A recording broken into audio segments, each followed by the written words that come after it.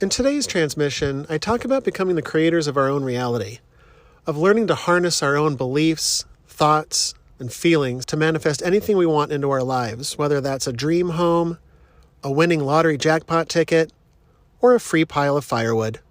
Here we go.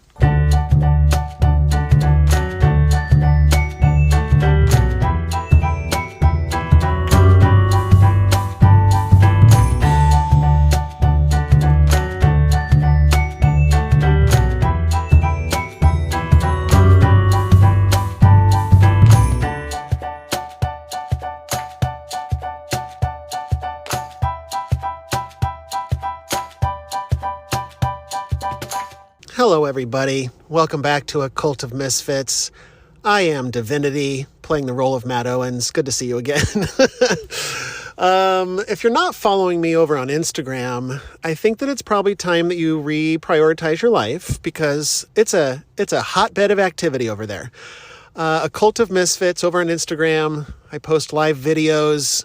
I post hilarious memes. If you're into hilarity, then this is the place for you. So head over to Instagram and follow me there. I'm also on YouTube, Spotify. I don't know where you're listening to this. I'm everywhere, guys. I'm everywhere. It sounded a little creepy, like I'm right behind you. I'm not literally behind you right now, but if you wanted to invite me over for some coffee, I probably would say yes. Today I want to talk about manifesting. It's one of my favorite topics, and I feel like I haven't talked about it in a while, and it's been on my mind. It's on my mind often, to be honest with you. So I want to break it down for you guys. When I first started looking into things of a spiritual nature, Eastern philosophies, that sort of thing, there's a lot of talk of manifestation. You can manifest anything you want. Manifest your dreams. And I thought that sounds pretty good, actually. I'd like to dabble in that and see if there's anything to this whole manifesting thing. This is just how I am. I got to do it for myself. I got to roll up my sleeves, try it out, test it, play with it, see how it works. And that's what I was doing with manifesting. So I thought, okay, let's try this whole manifesting thing out. We'll start small. I realized at the time I was a food photographer, and I would often go to restaurants in Seattle to shoot food photography. And it always stressed me out to the max. I lived about 30 minutes outside of Seattle at the time, and so going into the big city was always... This makes it sound like I'm Amish or something, guys. I just lived in a suburb outside of Seattle. I wasn't going there in my horse and buggy. So I lived about 30 minutes outside of downtown, and going in was always a hassle. I always had to deal with traffic, which stressed me out to the max. Then once I finally got into the interior of downtown, it was just, there's so much going on, and finding parking was a nightmare. And it's just, my anxiety was at an 11. My stress was at an 11. It was always, I didn't like doing it, right? And that's perhaps why I'm not doing food photography anymore, is because apparently it marred me. And so I thought, you know what? This is what I'm going to manifest. I'm going to manifest a parking spot in downtown Seattle, because to me, that seemed impossible. And I thought, if there's something to this whole magical manifesting thing, I want to manifest a parking spot, because that would make my life a lot easier. And so I started doing what all of the people told me to do, to believe that it actually worked, to visualize myself getting a parking space right in the front row, to imagine and believe that everything's going to align perfectly, that sort of thing. So I thought, okay, and at that time I'd been playing with that sort of, we are the creators of our own reality, and just sort of seeing what that means and what the rules are to the game, right? So I spent a whole week just really focusing on that parking spot. I'm going to get a parking spot, saying it out loud. I'm going to get a parking spot, etc., right? So then the next gig that I had, the next photography gig I had, I went down to Seattle and I just practiced breathing. I just learned about breathing and meditation. So I was just trying to calm down, which is a part of the process as well, to be in a relaxed state. So I just tried to breathe as I'm stuck in traffic and, grinding my teeth. Just breathe through it, buddy. And I got down to the restaurant that I was supposed to shoot at, And as soon as I pulled up to the restaurant, there's a bunch of cars parked in front of the restaurant. And I was like, oh, of course, this whole manifesting thing is bullshit. And as soon as I said that, a car right in front of me, in front of the restaurant, pulled out into traffic, opening up a spot for me to park in, 6 feet away. And I went, oh, whoops, okay, I see. I'm a believer. And so I started playing with that. Week after week, every time I went to Seattle, I'm going to manifest a parking spot. And I have to tell you that it happened about 90% of the time. And the 10% of the time that I didn't have a parking spot available, I was already in such a state of calm that it didn't matter. I was like, oh, well, it'll all work out, I suppose. And then it did. I would drive a block away. Oh, God forbid, maybe 2 blocks away. And I would find a parking spot and it would all work out. And I was calm. Everything was coming up roses because I had changed my perspective. I had changed my outlook on things. I had begun this process of rewiring how I choose to react to things in the world. And so I also started playing with this idea that everything always works out. I had heard people talking about it, and so I thought, like, let's analyze this in my own life. And I started actively paying attention to things in my life that had come, these bumps in the road, these challenges and trials and tribulations that eventually always come along in our life. And I started thinking back to all of these bumps that I had had on the road previously and whether or not it actually worked out. And upon much analysis, I started to realize that actually it did always work out. Now, that's not to say that there weren't bumps and bruises along the way, right? Not to say that there weren't tears, etc. But did it work out? At the end of the day, did it work out? And I had to answer, well, yeah, it did. It didn't necessarily go the way that I wanted it to. It didn't go the way that I expected it to, but that's just Matt Owens trying to control things. And so once I learned to let go of that, the manifestation started flowing. Once I started realizing that everything works out, and I started putting it to the test. When these challenges would come along, I'd say, okay, let's just see if this works out. And then it did. And so time after time after time, I could see this pattern emerging of bumps in the road appearing before me, and then it's somehow, some way, working out. And so once that started to become my foundation, my base, that no matter what I do, it will always work out, because there had been a proven track record to show that to me. There had been enough evidence in my own life, and looking at other people's lives, and looking into the ancient wisdom from our ancestors, from the East, from the ancient Greeks, from the Egyptians, from the Bible, all reinforcing this idea, this concept that it always works out. And so for me, all of that was enough evidence that, you know what, I'm going to be a little more bold in my life. I'm going to be more likely to take calculated risks in my life. I'm going to be more willing to step outside of my comfort zone with that base knowledge and knowing that I'm always taken care of. That at a bare minimum, I'm going to have enough food in my belly. I'm going to have access to clean water. My kids are going to be taken care of. And so once I stopped worrying about that, because I'd spent my whole life worrying that I wasn't going to be taken care of, the reptilian part of my brain, the human mind, was always terrified that it's not going to work out. We're going to die. And that's okay. That's what that part of our brain is there for. So I'm thankful for it. It's not a burden. I'm thankful that there's a mechanism within my human mind telling me, danger. But what I've learned as a part of this spiritual journey that I've found myself on is that there's often fear behind that mechanism. And as I've learned to face my fears in my life, I've had to reprogram my mind to override that reptilian system of fight or flight and train it like a dog to stop being so fucking scared of everything all the time. That we're going to be okay, that we're not going to die. I mean, eventually we are, of course, but you understand what I'm saying. Not having enough money to pay this big, scary bill is not fight or flight. That's just fear.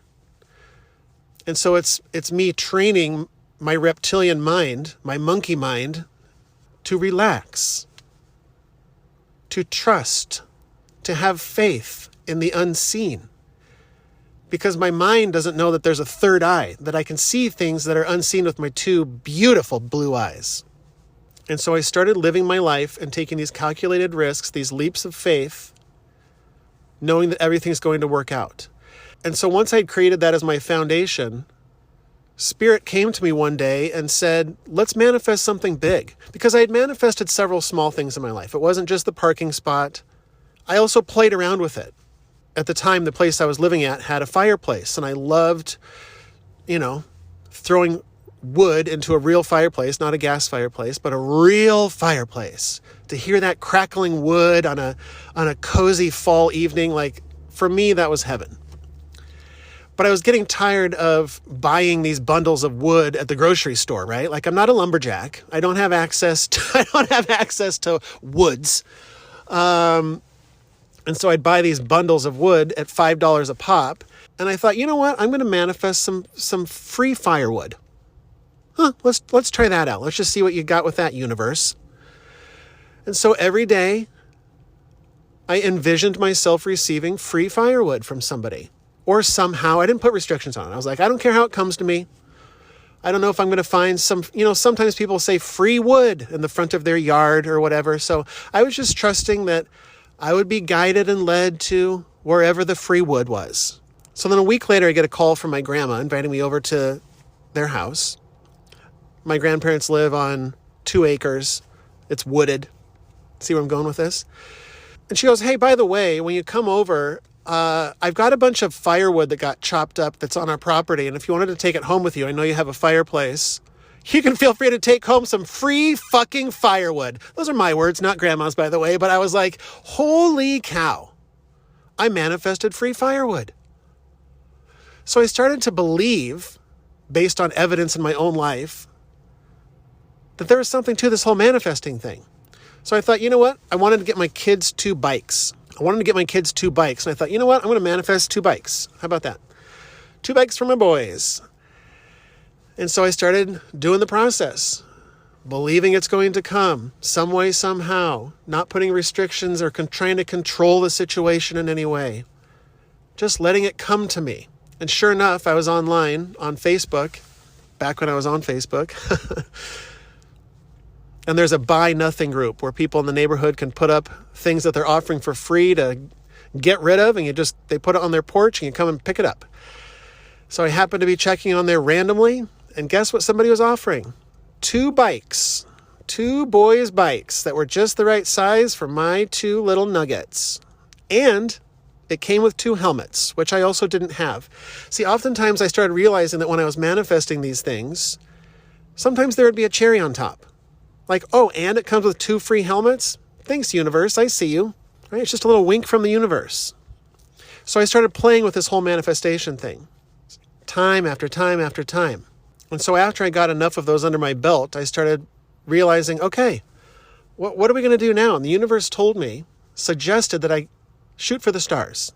Try to manifest something outrageous. And so I thought, okay. At the time I was living in an apartment. I had never really lived in a big house before, so I thought, you know what? I'm going to manifest a mansion. Because for me, the firewood and the bicycles are all fine and dandy. But like, if we're going to really do this thing, let's really do this thing. Like, I'm going to manifest a mansion. I started referring to it as the magic mansion, because I thought if this thing's really going to work, there's magic involved here. Somewhere, somehow, this is magical. So we're going to call it the Magic Mansion. I created a literal vision board, never done that before in my life. Put a bunch of mansions up there, started visualizing it, going to open houses in wealthy neighborhoods, right? And so I started playing with this idea of manifesting a mansion. And then about 2 years ago, this went on for a while. And then about 2 years ago, the universe said to me, let's go bigger than a mansion. Like, what can you think of that we could manifest that could be bigger than that? And I thought real hard about it. And I thought, well, I guess winning the lottery would be that'd be a good proof of concept, right? Pretty big. Then I could buy my mansion. I could buy several mansions, theoretically. So I thought, okay, yeah, winning the lottery, let's do that. And the universe just smiled. Spirit just smiled and said, okay, great. Let's do it. But why do you want a mansion? Why do you want to win the lottery? Why do you want all of this money? And I thought, like many people do, well, so that my life would be easier, obviously. Duh. What a stupid question, universe. Right? What kind of question is that? So I started to look within. I started to answer that question of why do I want this money? And the answer was because, and it was a complicated answer, right? But the answer was because I wanted the safety and security that money brought, so that I wouldn't have to be afraid of being poor, right? Because as I started digging deeper, I started realizing that the reason why I wanted all of this money was it was coming from a place of fear. Because my whole life I had been programmed by our reality, right? No blame, whether it's family or parents or society or the government or just the own voice in your head or the community you grew up in, whatever. But most of us, I assume, have blocks around money, fear blocks. We're always afraid, I was at least, that I was never going to have enough money. I was always afraid that I was going to become bankrupt. I was always afraid that I was going to become homeless, right? Those were all of the fears that were swirling in my head. That's why I always, had to grind to work, gather up as much money as I can so that none of those scary scenarios come true, right?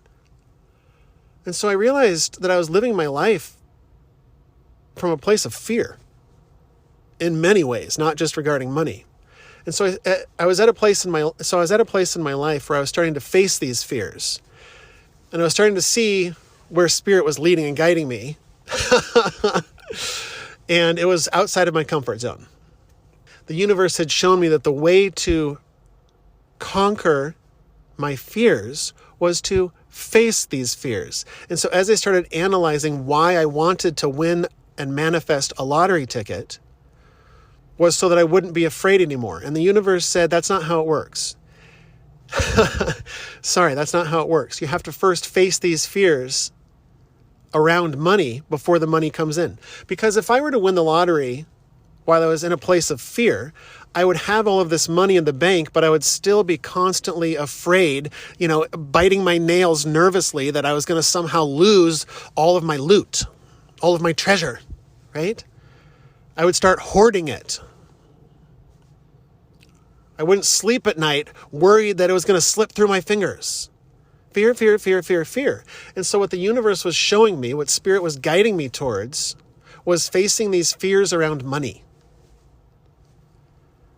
That in order to manifest a winning lottery ticket, I would have to bravely and boldly face these fears around money.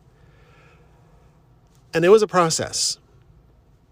It was a terrifying, terrifying process of jumping off of the cliff into the void, not knowing how it was going to work out, not knowing how things were going to play out, but just knowing that once I faced these fears around money, I would be free. I would finally be free. And the universe had me reflect on shooting even bigger than winning a lottery ticket. What do you really want in this life? And I opened it up and I thought, you know what I want? I want to manifest freedom. I want to be free from all of my fears that have been keeping me back and restricting me my whole life, that have been keeping me chained and bound my whole life. I had been enslaved to these fears.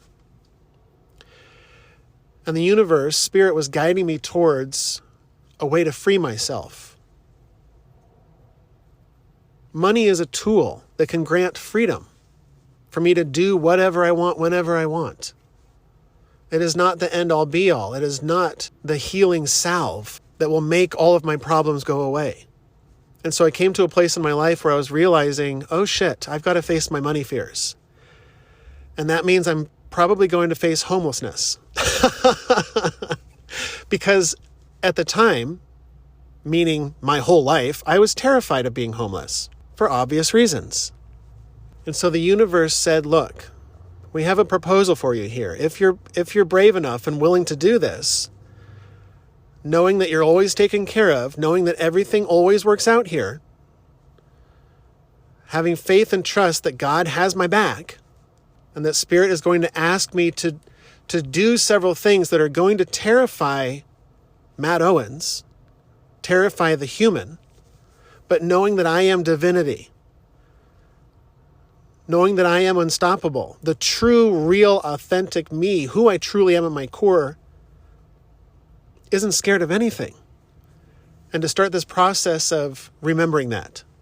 And so I was learning that in order to manifest these things in my life, in order to manifest this freedom that I was seeking, certain steps would have to be taken. Certain paths would have to be gone down. And they were not the easy path. They were the big, scary path. The dark woods with the beady red eyes looking at you like in the old cartoons. Like the universe is going to be asking me to go down the scary path. And so after much calculation, after much contemplation, after much analysis, I finally thought, you know what, I'm ready. Let's do this thing. I'm ready to see where this takes me so that I can conquer my fears around money. And Spirit smiled at me and said, we're so proud of you. Here's your first mission if you choose to accept it. And I said, okay, yes, here we go. What's the first step? And the universe said, what we'd like you to do is quit your job and don't renew your lease at your apartment. And just have faith and trust that the next steps are going to come and that you're going to be taken care of. And I was like, holy shit. Is there any way we can do this without doing that? Is there any way that, and the universe is like, you can do whatever you'd like, but this is your path to freedom. And so I did it. I quit my job. I didn't renew my lease. And I took a flying leap off of a cliff, metaphorically speaking, trusting that I was going to be caught at some point, that it was all going to work out some way, somehow. And once I took that leap, I had committed. I was all in. There was no turning back. You can't jump off the cliff and then say, hold on, I want to go back. At that point, you're all in. And as time went on, as I started going down this path, it became less and less scary to me because it was just reaffirming what I had already believed, which is that it's all going to work out just fine. I had gotten myself into some real sticky situations, some real hairy scenarios that I had no idea how I was going to get myself out of. And I realized that I was thinking about it wrong, that it wasn't about me trying to get myself out of it. It was about releasing control and letting Spirit take care of it for me, riding that cosmic wave, going with the flow, trusting and having faith that I'm being led somewhere and that everything is going to be okay in the end. When my intuition, when Spirit nudges me to take inspired action, tells me to go left, tells me to go right, tells me to jump, whatever the case may be, is also a part of the process. And not questioning it. Because questioning it is out of fear. When you question it, you don't have faith and trust in the process. You don't have faith and trust in the divine leading you down this path. And I started coming to this belief, this knowing that what is meant for me is coming to me. And I started having this new perspective that what is meant for me is here in my life now, today, because that's the only thing that exists is the here and now. And what is not meant for me is not in my life right now. And the reason I know that is because that's how my life is today. All the things that I need are here with me right now. All of the things I don't need are not here right now.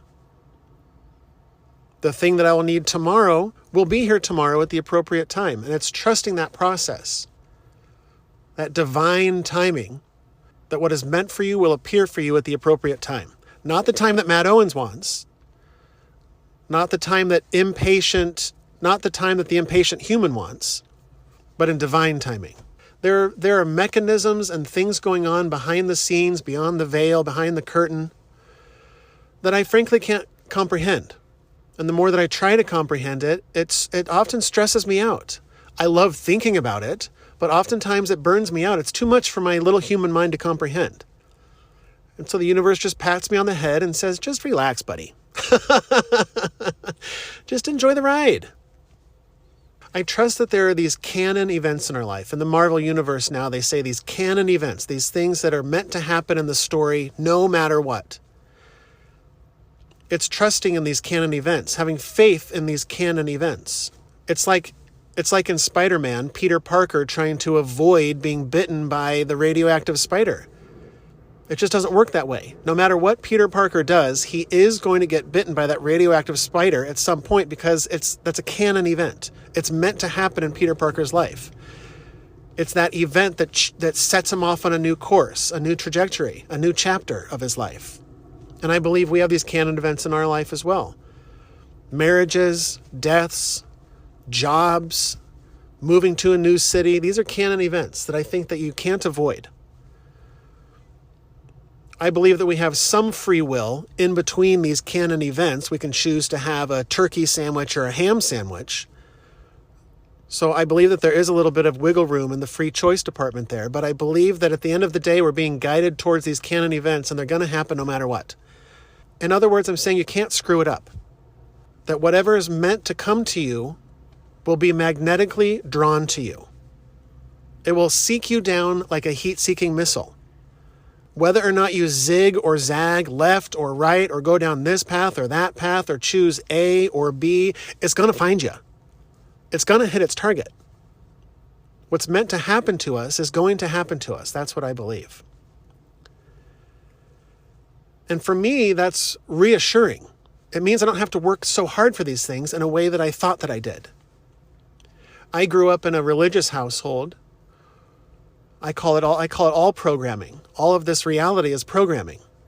And so there was a religious programming that told me that I had to do good deeds. I had to do works, acts of service in order to gain curry, to gain favor with God so that he would let me into heaven. And if I didn't do those good deeds, if I did bad deeds, I was going to the bad place, right? And for me, there's fear behind that programming. There's fear behind that belief system. And so as I started freeing myself from this fear by facing the fear, I started questioning whether or not I needed to have acts of service in order to have these miracles happen in my life, in order to be taken care of. Because there's the belief that many people have that God won't take care of you if you don't do the correct things, right? If you don't follow the rules and follow what society says to do, or follow what the Bible says to do strictly, or if you don't do the right things, you're going to be in trouble with God. And I don't think like that anymore. I understand why people think that. I used to think that way, so I get it. It's just a different perspective. And there is no right or wrong. It's just a different viewpoint. It's just an opinion at the end of the day, right? And so as I was questioning whether or not I have to do these things in order to get things from God, I started playing with the idea of not doing that. Of relying more on God's grace. Because I started thinking about, and I started analyzing it just like I analyze everything in my life. Just like I analyzed whether or not everything works out. Just like I analyzed whether or not I'm actually always taken care of. I started analyzing these blessings that came into my life. What did I do leading up to it? Was there something that I specifically did that caused that miracle to happen? Was there something that I did specifically that caused God to grant me a blessing or to grant me favor? I started thinking about all of these specific events in my life, and I started realizing, no, they just came. It was like the snap of a finger. I would get that phone call. I would get that email that would change everything. Suddenly. It's not because I prayed hard enough. It's not because I was enlightened enough. None of that. It was a free gift from the universe. It was a blessing. And so as I started playing with this idea of, do I need to do things in order for this manifestation to work, other than just believe, which is to say have faith, I started realizing that perhaps that was all that was required in this. Perhaps that was just the major ingredient in this whole manifestation thing, is faith and trust, belief. During this whole process, I started learning to relax, because so often I was trying to control the scenario in some way, shape, or form, because it wasn't working out the way that I thought it was supposed to work out. And so I was trying to wrestle things and, try to make it conform to how I think things should be going and force this and try to make this happen. And the more that I did that, the more resistance was created. It wasn't a smoother ride. It was a bumpier ride because I was trying to take control of it. I was trying to force the manifestation rather than just relaxing and letting it come in, letting it happen to me, letting it magnetize into my life. I was putting up all of these blocks of control because behind that control is a heavy dose of fear. I'm trying to control it because I'm scared. I'm scared that I'm losing control of the situation. I'm scared it's not going to work out the way that I want it to work out, that I think it should work out. It's all fear. And so once I learned to face that fear, address that fear, love that fear, then those blocks started dissolving before my very eyes, just like magic. And so I started learning, practicing, relaxing. Because the more I started hyper-focusing on that thing that I wanted in my life, but it wasn't here yet. Why isn't it here yet? What am I doing wrong? How can I change it? What do I need to... It's all fear-based. And so I started learning not to be so thirsty. Not to want it so bad, whatever it is in my life. Because the more thirsty I got, the more desperate I got, because the thing wasn't in my life that I wanted, whether it's the winning lottery ticket or freedom or more joy and happiness in my life or whatever the thing is that I want. The more I hyper-focus on it not being in my life right now, where is it I want it now? That puts a giant pause on the whole process. The whole manifestation process pauses, lets me have my little human moment. And then as soon as I start relaxing into the process again, having that faith and trust, unclenching my fists, right? Unclenching my jaw, untying that nervous knot in my stomach, the more that I start relaxing my mind, body, spirit, all of it together, it all starts synchronizing. Everything starts working smoothly again. Once I start trusting the process, trusting in divine timing, trusting that I'm exactly where I need to be, saying that to myself enough that I actually believe it, because I didn't believe it at first. Like, I don't think I'm where I'm supposed to be right now. I feel like I've really fucked up. I feel like I'm on the wrong path. And that's reinforced when people in your family also tell you that you're on the wrong path, right? Or society tells you that you're doing it wrong, right? Or Instagram tells you that you fucked up, that your life should look like this. It's about ignoring all of the things on the external, trusting my intuition and gut, trusting that inner knowing, trusting the guidance that I'm receiving from spirit, from the universe, from God, from my angels, from my spirit team, from my higher self, the whole gang, trusting that I'm being led somewhere that's not going to fuck me up so far beyond that I can't recover from it, right? Relaxing. Let's take a breath.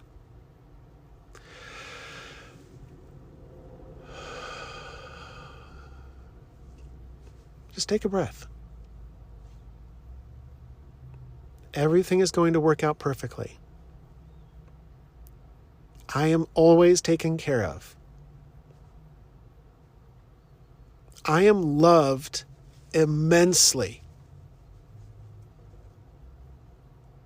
I am love. I am everything. Love you. End transmission.